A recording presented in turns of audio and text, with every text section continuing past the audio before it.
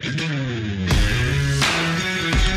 well-regulated militia being necessary to the security of a free state. The right of the people to keep and bear arms shall not be infringed. Thanks so much for tuning in to another edition of Bearing Arms Cam & Company. My name is Cam Edwards. It is great to have you with us today. Coming up on the program, we've got some breaking news. Well, a little bit of breaking news happened late last night in Ohio. Pro-gun legislation passing out of the legislature. We'll get to that momentarily. Also going to give you an update on a story we first told you about at Bearing Arms a couple of days ago. The police chief in Lowell, Michigan, not far from Grand Rapids, expressing support for a group of armed citizens there in Lowell who weren't breaking the law, who were exercising their Second Amendment rights, and the chief now forced out of his job over that support for those armed citizens. We'll get to that story in just a couple of minutes as well. But right now, let's really dig into the details of this bill passed in Ohio late last night.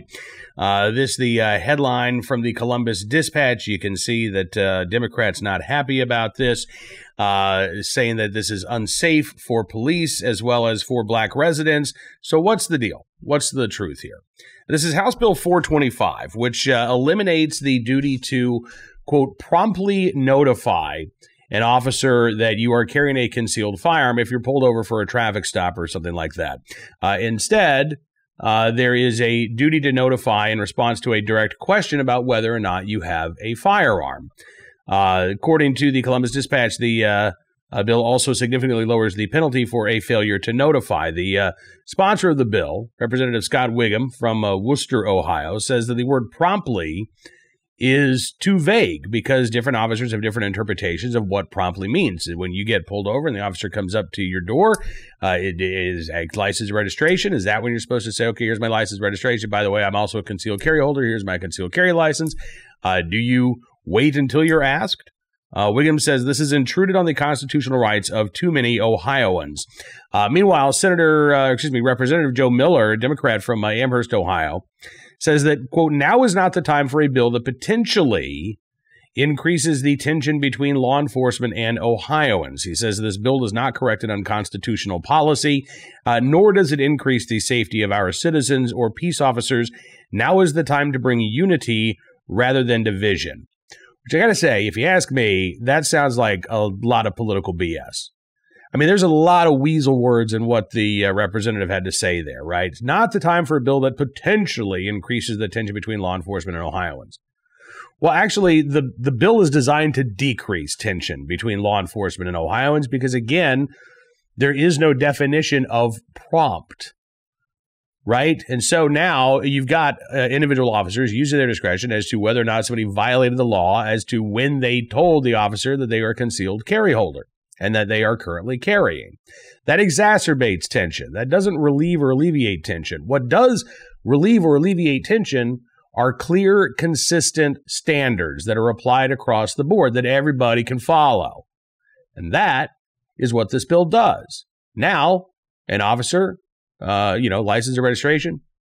Are you armed? Do you have a concealed carry license? Are you carrying right now? The officer asks that question. The motorist answers the question. That's pretty simple. This isn't going to make things worse. I think it has the potential to make things a lot better.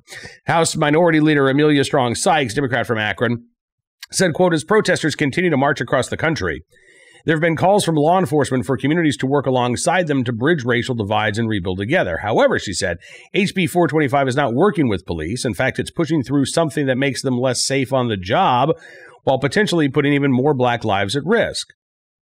How? Well, she didn't say. She didn't say. Which I have to say is, this is part of the problem that we face in this country right now. When we've got politicians who are trying to score cheap political points when they don't have to. Just look at this bill, not through a partisan lens or an anti-gun lens or a Democrat lens, but just look at what the bill is supposed to do and the problem that it's supposed to address. Does it make things worse? Is it designed to make things worse? No. Is it designed to actually make things better, to provide a clear standard for both concealed carry holders and law enforcement in the state? Yes.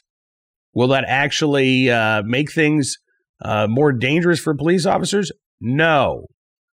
Does it alleviate or remedy the possibility that motorists could get arrested for not, quote, promptly telling an officer that they're a concealed carry holder, therefore increasing potential interactions and encounters between police and residents, black or white or Asian, Hispanic, whatever? Yes. This is a good bill. And this is actually going to mean good things, I think, for the interactions between law enforcement and the citizens of Ohio. It is just a shame that the Democrats in the minority in the legislature there can't see this bill for what it is or refuse to acknowledge this bill for what it is.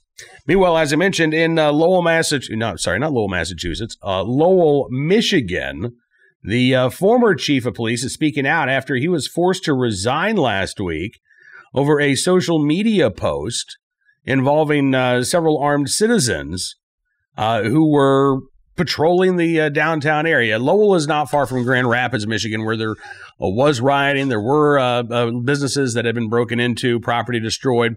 So you had a group of young Second Amendment supporters, I think in their early 20s, who were open carrying there in Lowell, Michigan. And the chief, who, by the way, had been on the job for more than 24 years, Steve Bukula, posted a Facebook a post on the department's Facebook page, basically saying, hey, we're aware of these guys that are here. We support their Second Amendment rights to do this. And if you have any questions, give us a call. It was apparently that line about supporting the Second Amendment and supporting these armed citizens that got the chief in trouble. He wrote specifically, quote, "We at the Lowell Police Department support the legally armed citizen and the Second Amendment." And that's when Lowell City Manager Michael Burns got upset. In a disciplinary letter, he said the post overstepped bounds and caused, quote, "unneeded personal commentary and inserted political and debatable issues into a department notice and caused unneeded concern by some city residents." Catherine Henry is an attorney who is representing the former chief. She says that he did nothing wrong as far as she could tell. She said that Bukula had a discussion with the city manager about making a Facebook post regarding the open carry actions that were going on before the post went online. She said that there were no issues at the time. It was not until, again, the perpetually offended got offended by Chief Bukula's post and started complaining. That's when the city manager took action. So Henry says that she and her client will be at the June 15th Lowell City Council meeting. She said they don't necessarily have a specific goal in mind, not, asking for his job back, but she said an apology would be a start. According to Michigan Live, Bukula says he's not particularly pressing to get his job back, but there are financial considerations because he was months away from reaching the 25-year threshold for full retirement benefits. Henry says he wants to ensure that something like this does not happen to any other law enforcement officer in the United States. She also said that the manner in which Bukula was made to resign, given just hours to decide what to do, seemed unfair to her, saying, quote, "Steve has literally devoted his life to police work." I have to say, I wish that the chief had gone ahead and said, "Fire me," then. If that's what you want to do, if that's what you think is appropriate here, then you fire me. But I'm not going to resign. Instead, again, he says he was forced out. Basically, and he was. I mean, the city manager said, if you don't resign by 5 p.m. on Friday, I'm going to fire you at 5:01. Now, again, if it were up to me, if I were the chief, I would have said, okay, I'll see you at 5:01. And you can look me in the eye and you can tell me that you're going to fire me because I said I support people exercising their constitutional right to keep and bear arms. Because that's exactly why the chief was fired.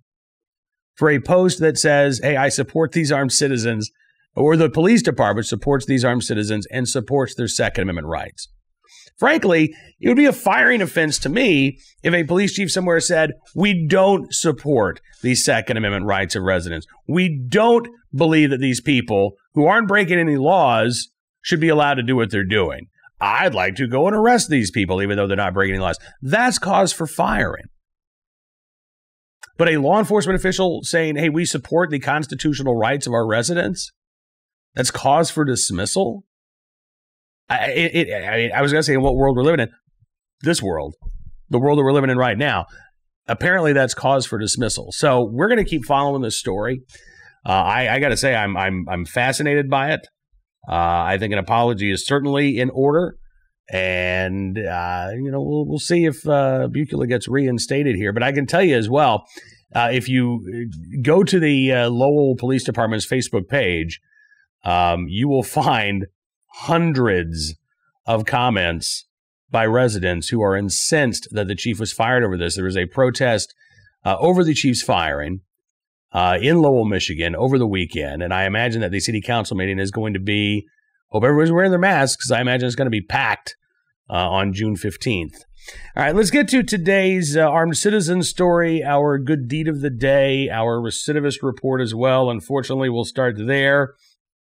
Story out of Michigan as well, I believe. Yes, also from MLive, Jackson, Michigan, where police say the suspect in a murder case turns out to be the victim's boyfriend, and a guy well known to law enforcement, unfortunately. 33-year-old Rodney Stevenson of Jackson, Michigan, arraigned on Thursday on one felony count each of open murder as well as felony firearms for the shooting death of Shamika Oliver, who was found dead outside of her home there in Jackson on May 28th. Police were checking out a report of gunfire being heard in the area. She was pronounced dead at the scene. Stevenson was at the home at the time of the shooting. He was suspected of killing Oliver. He was arrested the day of, taken to the Jackson County Jail, where he was lodged on a bond violation while detectives continued to investigate. Stevenson was on bond, you ready for this, for 8 open felony cases involving home invasion, drugs, felonious assault charges. Now he's facing murder charges. He's scheduled for a probable cause conference on June 19th, preliminary hearing on June 25th. Right now he's being held without bond. Oliver was a mother of 4, graduated from Jackson High School in 2008. She had started a career as a supervisor at the Renaissance Northland Home Assisted Living Center, wanted to work in the medical field before her life was cut short. Stevenson, meanwhile, was discharged from the Michigan Department of Corrections in March of 2016 after serving 8 years in prison for third-degree home invasion as well as aggravated stalking that had been committed back in 2008. So he gets out just about 4 years ago, already managing in the over the course of the next 4 years to rack up again 8 different felony charges before now facing his 9th and 10th felony charges, most serious charges yet, first-degree murder. And there is today's recidivist report. Our armed citizen story from Columbia, Missouri, where a homeowner shot 2 burglary suspects, killing one of them. This was Wednesday night. According to investigators there in Columbia, the burglary attempt happened at a home. One person inside, that homeowner, shot the suspects in self-defense. One of them, Darian Logan, died at the scene, 27 years of age. Fabian Goldman also shot, treated at a local hospital. The homeowner was not hurt. Goldman has been charged with second-degree murder for allegedly committing a felony that caused the death of another. He's also facing a first-degree burglary charge. The homeowner not facing any charges for acting in self-defense. Finally, today's good deed of the day from Bel Air, Ohio, where a police officer and a passerby happened to be in the right place at the right time to rescue 2 people from a burning home. This was about 11 o'clock Thursday morning. Diane Duda was driving by the home in Bel Air, Ohio, and she noticed the smoke pouring out of the window, so she pulled over. As she got out of her car, right behind her, a Bel Air police car pulls up. Officer J.J. Watson is inside, and the 2 then run inside this burning home. They found 2 individuals in a smoke-filled room, able to escort the 2 to safety. Diane Duda told local media WTRF afterwards that, quote, "Everyone got out safe," she said. And I want to tell you, this is a God shot on our part. Our police, our first responders are tremendous. They were right on it. I just thank God that everyone is safe. Houses can be replaced, she said, but lives can't. So in the right place, at the right time, willing and able to do the right thing. I mean, again, that's you can make the case that Officer Watson was just doing his job, running in that burning home. Diane Duda under no obligation to do that. She was just driving by. when she saw the smoke billowing out of those windows. But still, she put her car in park. Still, she got outside and ran into that home to rescue others. So in the right place, at the right time, willing and able to do the right thing, Diane Duda and Officer J.J. Watson in Bel Air, Ohio, we thank you both for your very good deed.